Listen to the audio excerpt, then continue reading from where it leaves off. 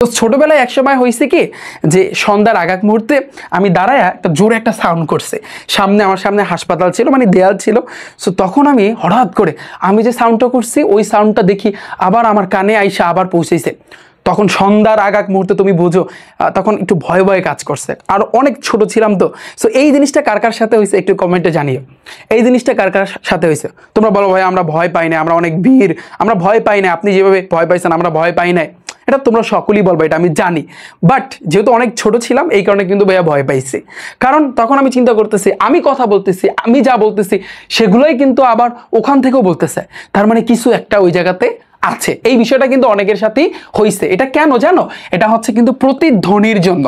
প্রতিধ্বনির জন্য তরঙ্গ শব্দ অধ্যায় কিন্তু প্রতিধ্বনি নিয়ে কিন্তু আলোচনা করছে, এবং এখানে দেখতে পারতেছো একটা বাদুরের মতো তোমরা দেখতে পারতেছো, তাই না? এখন এই বাদুরটা কেন এখানে আনলাম?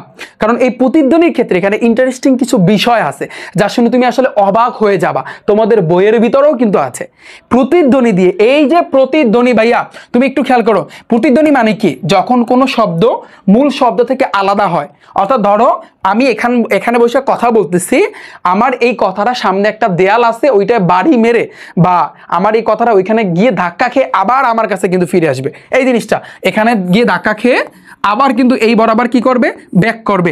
এই জিনিসটাকে বলা হয়, এটাকে বলা হয় পুনরাবৃত্তি। এই শব্দের যে পুনরাবৃত্তি করে এটা কি বলা হয়? তোমার কি এটাকে বলা হয় তোমার প্রতিধ্বনি। তো শব্দের পুনরাবৃত্তি করে প্রতিফলিত হয়। তোমরা কিন্তু জানো প্রতিফলন, প্রতিসরণ, শোষণ, এগুলো আমি পরবর্তী চ্যাপ্টারে আলোচনা করব। যাদের আলোর প্রতিফলন অধ্যায় অর্থাৎ তরঙ্গ শব্দ অধ্যায়ের পরের অধ্যায় সমস্যা আছে, আমি তোমাকে ওপেন চ্যালেঞ্জ দিচ্ছি। আমার ওই ক্লাসটা দেখার পরে যদি কোনো স্টুডেন্ট বলে যে ভাই আমার আলোর প্রতিফলনে এখনো সমস্যা আছে, আমি সৃজনশীল অ্যান্সার দিতে পারি না, এমসিকিউ অ্যান্সার দিতে পারি না, তখন তুমি বইলো, তখন তুমি কমেন্টে জানাও, তখন তুমি বইলো যে ভাইয়া যে আপনি আসলে কি বলছিলেন, আপনার কথা আপনি কি রাখতে পারছেন, তখন তুমি বইলো। চ্যালেঞ্জ দিলাম, ওপেন চ্যালেঞ্জ দিলাম। আলোর প্রতিফলন অধ্যায়ের উপরে এই ক্লাসটা পরে আমি আপলোড দিব ক্লাসটা। সো ওই ক্লাসটা দেখার পরে প্রতিফলনের 14 গোষ্ঠী আমি তোমাকে টেকনিকের মাধ্যমে শিখাই দেবো। তো ওই অধ্যায় কিন্তু আলোর প্রতিফলন নিয়ে কিন্তু কথা বলছে। প্রতিফলন মানে কি? ধরো এখানে কিন্তু বাধা পাইছে আবার কিন্তু ফিরে আসছে, এটাকে বলা হয় প্রতিফলন। এটাকে বলা হয় ভাইয়া কি? প্রতিফলন। এই শব্দের পুনরাবৃত্তি করে তখন প্রতিফলিত শব্দকে আমরা বলতে পারি প্রতিধ্বনি কিন্তু বলতে পারি। এতটুকু ভাইয়া ক্লিয়ার? সিম্পল একটা জিনিস, তুমি সাউন্ড করছো, ওটা বাধা পেয়ে আবার তোমার কাছে আসছে, প্রতিফলিত কিন্তু হয়ে আসছে, এটাকে কিন্তু আমরা বলতে পারি প্রতিধ্বনি। এখন তোমরা বলবা যে ভাইয়া এই বাদুর এখানে দেওয়ার মানে কি? তোমরা কিন্তু তোমাদের বইয়ে আরো একটা জিনিস দেখছো, সিসমিক সার্ভে।